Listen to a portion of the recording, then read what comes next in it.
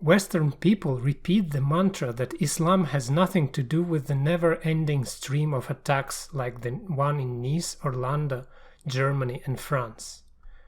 Young people in the US colleges are routinely taught that Islam is the most peaceful religion, that there is no violence in Islam. What professors and politicians do not realize is that they redefine the very term peace in such approach. If the Quran cannot in principle bring violence, then the attackers inspired by Islam cannot be considered terrorists.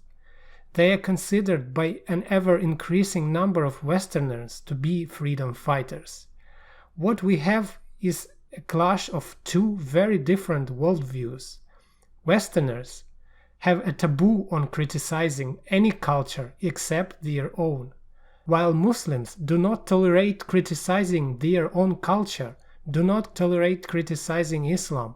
The only culture and the way of life allowed to be criticized by Muslims are the outside cultures and outside ways. This explains why Westerners are happy to protect Muslims from any criticism, and why they accept the most ridiculous accusations from Muslims. It is fancy these days to be anti-Westerner in both the West and in the Muslim world.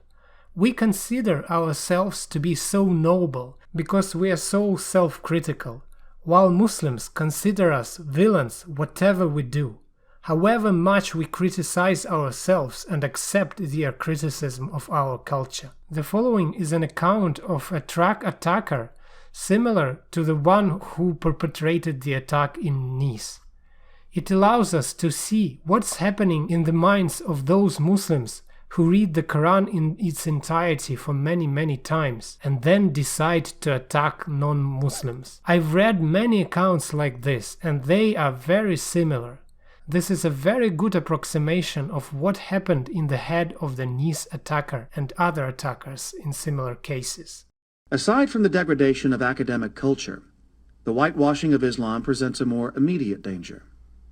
This was horrifically brought home at UNC itself on March 3, 2006, when a 22-year-old Iranian student named Mohammad Rezi Taheri Azhar drove an SUV onto the Carolina campus, deliberately trying to kill people and succeeding in injuring 9.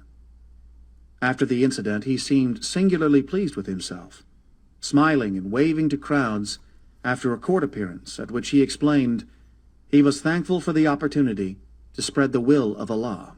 Taheri Azhar left a letter in his apartment explaining his rampage. It is chillingly detached, almost clinical.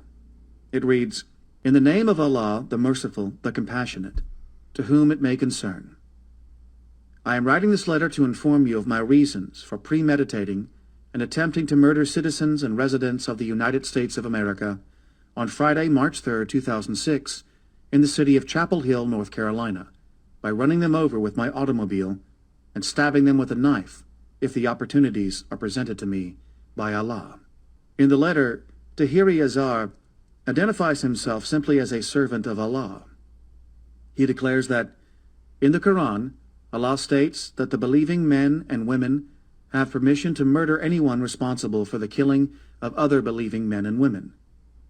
After extensive contemplation and reflection, I have made the decision to exercise the right of violent retaliation that Allah has given me to the fullest extent to which I am capable at present. And further, Allah's commandments are never to be questioned, and all of Allah's commandments must be obeyed.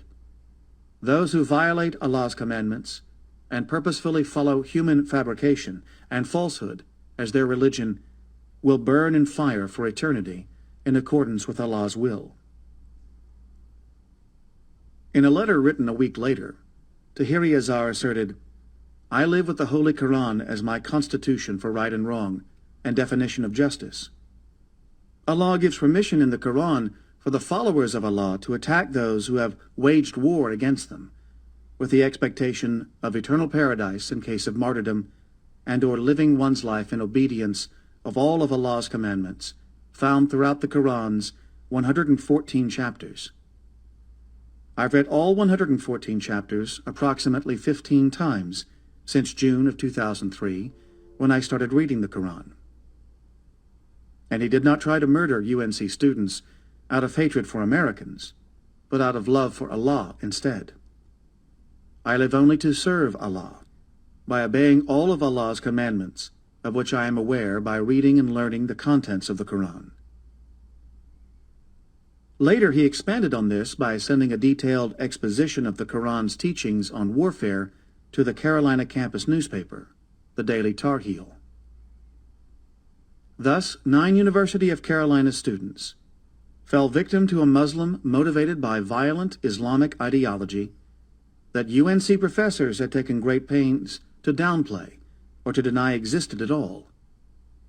If they had instead acknowledged the existence of the jihadist ideology after September 11, and in its program for freshmen the next year, called upon local Muslim groups, including the local chapter of the Muslim Students Association, to develop comprehensive programs teaching against the jihad ideology and Islamic supremacism, Mohammad Reza Tahiri Azhar might never have rented an SUV with an intent to kill on that day in March. To be sure, the MSA disassociated itself from Tahiri Azhar's actions, but it could do nothing else, and no one in the area was knowledgeable or courageous enough to ask them hard questions about what they intended to do to prevent the spread of Tahiri Azhar's ideology among UNC's Muslim students in the future.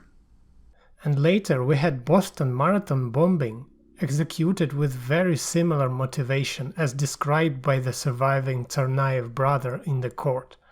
Then San Bernardino shooting, Orlando shooting, Paris, Charlie Hebdo, Nice, Munich, and other places in Germany. Next target, according to ISIS, is London. These are only successful recent attacks. Hundreds have been prevented. Israeli citizens live with such attacks every day. Citizens of Muslim-majority countries like Saudi Arabia, Iraq, Syria, as well as Nigeria and other countries suffer from the same jihad with very similar motivation to spread the true word of Allah against apostates and non-believers.